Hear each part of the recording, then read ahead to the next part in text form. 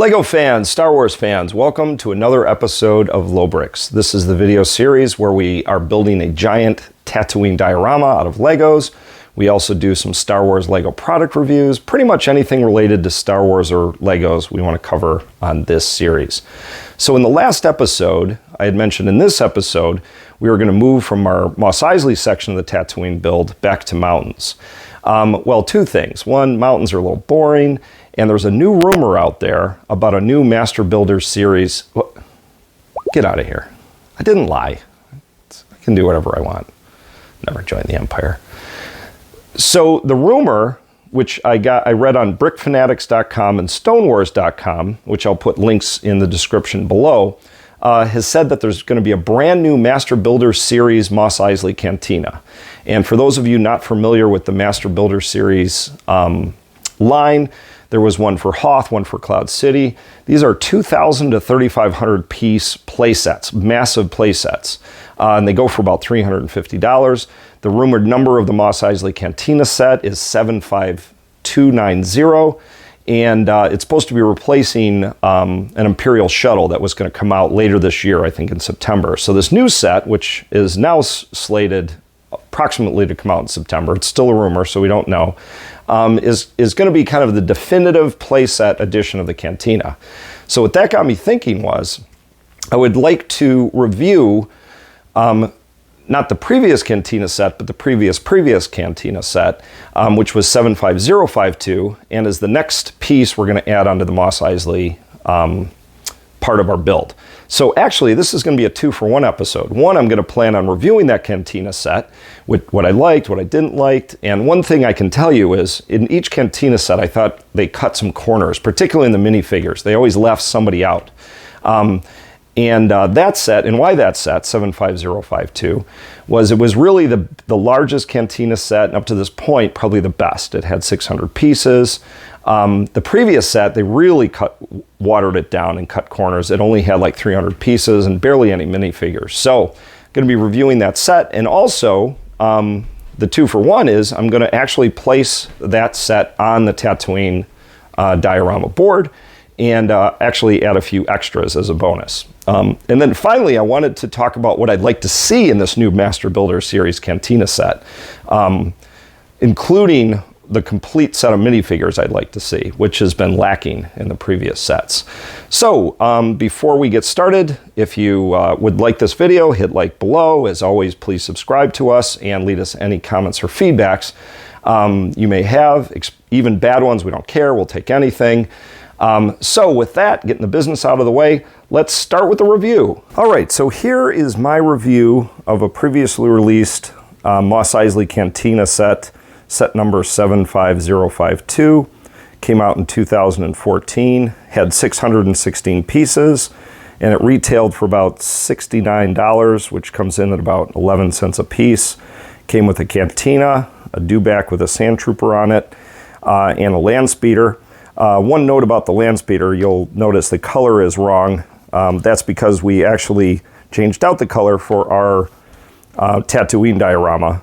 Here's what it's a different land speeder, came from Ben's hut. But anyways, the land speeder did not originally come in that color.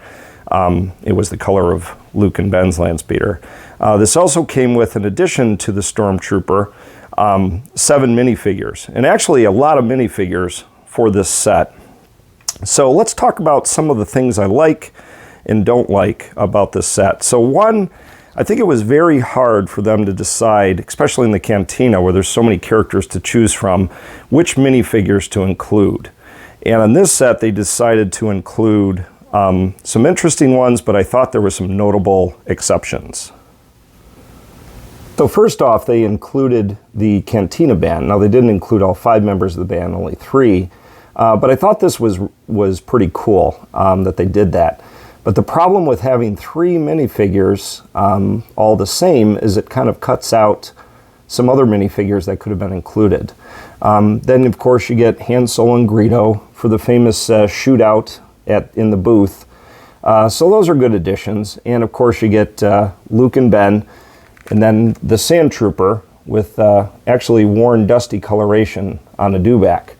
Now, one thing you'll notice is there are no any of the other characters in the cantina, like Pondo Baba, who was, I think I called him a Walrus Man as a kid, and there was another one, Dr. Estevan, I think I'm butchering his name. He was the misshapen-faced fellow that got into the fight with Luke.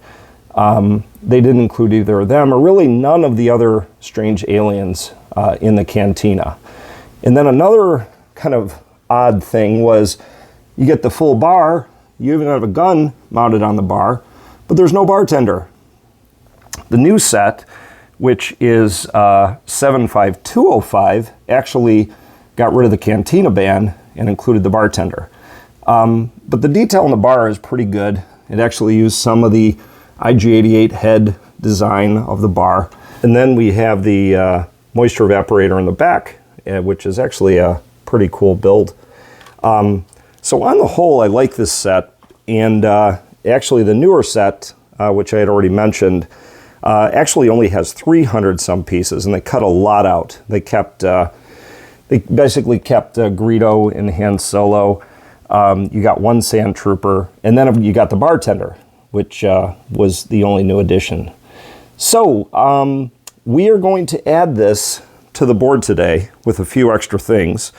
And before we do that, a couple of questions I had, as I always do with these sets.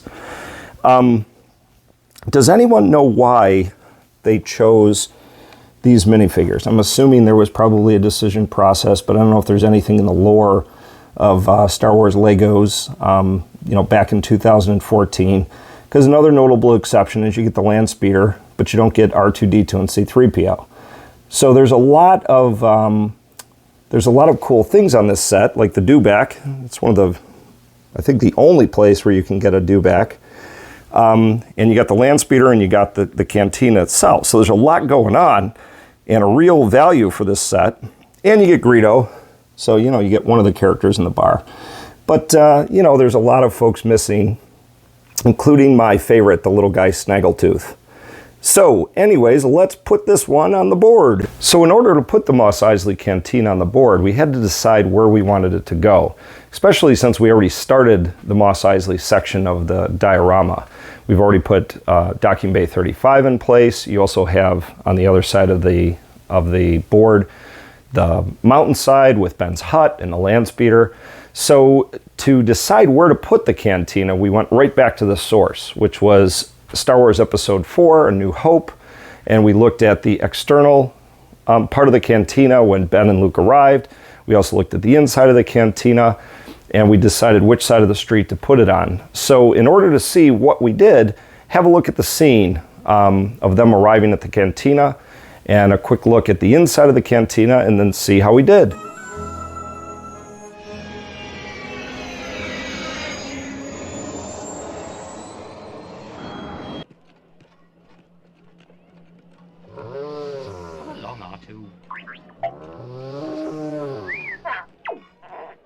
All right, so let's compare our Tatooine diorama with what we saw in Star Wars New Hope. So I still kept the land speeder and Ben and Luke overlooking Mos Eisley, and I know that Ben's hut was not there, but we had to consolidate some things. So then, as we moved down into Mos Eisley, this is where I put the second land speeder, the one that came with the cantina, and we recolorized it with some gray bricks, just to represent the other land speeders flying around Mos Eisley.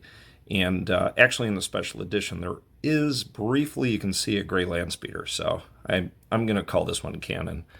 And then let's move towards the cantina itself. And we put it on the right side of the street near Docking Bay 35. And we decided to put the back part of the cantina here. And we'll talk about that when we get to the inside of the cantina. And one thing I noticed is there are moisture evaporators everywhere. We have one over here by Docking Bay 35, but we're definitely going to need more of them. So then as we move over to the entrance of the cantina, which again we put on the right-hand side of the street, and basically on the point of view or the perspective that you see in the movie, it could either be on the right side or the left, but I tried to recreate the entrance of the cantina that wasn't included in the set. So essentially I added the second door. You can see the Jawa in the corner. It might be a little hard to see because it's dark. We are missing the little white, it almost looks like a little I don't know, a futuristic or galaxy far, far away phone booth. But anyways, I am planning on getting one of those. I didn't want to buy the entire new Cantina set, but we'll see. And then there's this little radar dish piece that's sitting here out front. Looks like pieces of old ships lying around, including some extra pieces. Now, one thing we attempted to recreate, and we still have more work to do, was behind the Cantina and to the left of the dewback are some giant brown ship engines. And if you notice in the movie, all over the place, it looks like there's either crashed ships or it's almost like Mos Eisley has a scrapyard for old ships. So we're going to try to do a little more, but right now we just put this here temporarily. And then, of course, we have the dewback sitting next to the front door. One of the special edition recreations in the original movie was just kind of probably a big green puppet on a stick, and they CGI'd that in the special editions. And then finally, there's also some sort of ridden animal tied to this brick right here in the movie, so I tried my best to recreate that. And you probably wouldn't have seen this, but now you'll notice that I just put a Lego cow here to represent that animal with a saddle on it. So I think I have to disguise that a little better. And so now let's move inside the Cantina. Oh yeah, I also forgot. I wasn't able to fit 3 Jawas. In the movie, there's 3 Jawas sitting there, but at least I got 1 Jawa in there. The minifigures are a little bigger than the Jawas in the movie. All right, so let's go inside the Cantina.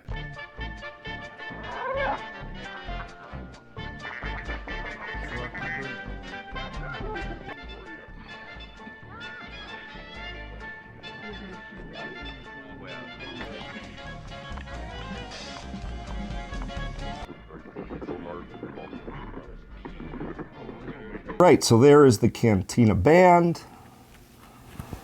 I started with Greedo approaching Han Solo at his table. And as you can see, I have this other little entrance that I added onto the Cantina. And here is the bar. So I didn't go out and buy the newer Cantina set that came with the bartender. I actually just went onto Bricklink and purchased a bartender, and his name is Wooher. Totally butchering that, but I think it's spelled W-U-H-E-R. And then I did want to add at least one of the other aliens, and I really had to patchwork this guy together. I found on eBay a Sith Lord with the hammerhead, and I've always called this guy Hammerhead, but I guess he's actually an Ithorian. And again, once again, butchering the name. So I had to patchwork him together, a couple of different pieces, but finding the head was the most difficult challenge. And it was a little weird that they had a Hammerhead Sith Lord. Don't know if that was custom or if that was actually released via Lego, but somebody can hit me up with that in the comments.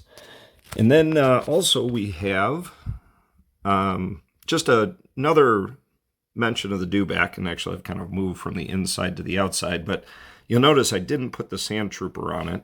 And also this dewback, the original Cantina set, which was set number 4501, had kind of a simpler dewback. It almost looked somewhat brick built, but this new dewback is probably a little more screen accurate. But I didn't lose the Sand Trooper. I actually moved him out onto the Dune Sea, and I have a second dewback, but that's for another episode, what he's doing out there. So there is, again, one last look at the inside of the Cantina, and my assistant does want to close off the Cantina and include a few more of the aliens, put the other side of it in, put in a booth. I think we are going to wait until the fall and see if the rumors are true about this new Masters Builder Series version of the Cantina. Before we do that, I don't know if I'm going to be able to shell out the $350 for that. My wife might kill me. So we're going to wait a little bit on the rest of the cantina to see where it takes us. All right, so the Mos Eisley Cantina is now on the diorama, the Tatooine diorama. It's on the board. And normally at this point we would do a flyover of the entire diorama, but I don't want that to get too repetitive, so we'll probably do that next time. This video is already getting a little long, but also because we have one last thing that I wanted to do, which is what is my wish list of what I would like in this new Master Builder Series Cantina set, this Super Cantina set. So what I did was I compiled my top 10 things I'd like to see in that new set, and I'll run through them for you right now. In the comments and feedback, I'd love to see if you agreed with me, if you disagreed, if there's anything you'd like to see, if I got everything that you think should be covered. Anyways, put it in the feedback and in the comments, and here are the top 10 things I'd like to see in the new Mos Eisley Cantina Master Builder set, if it comes out, because it's just a rumor. So here it is.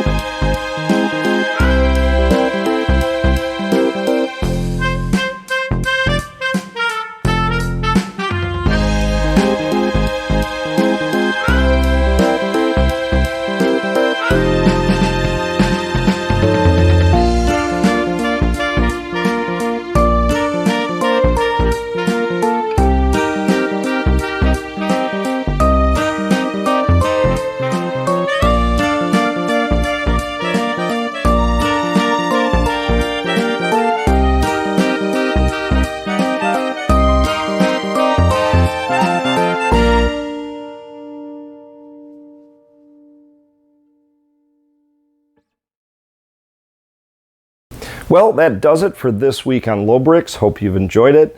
As always, if you liked it, hit like below, subscribe, tell your friends. And next week, I think we're going to get back to doing the mountains, and we'll try to keep it interesting.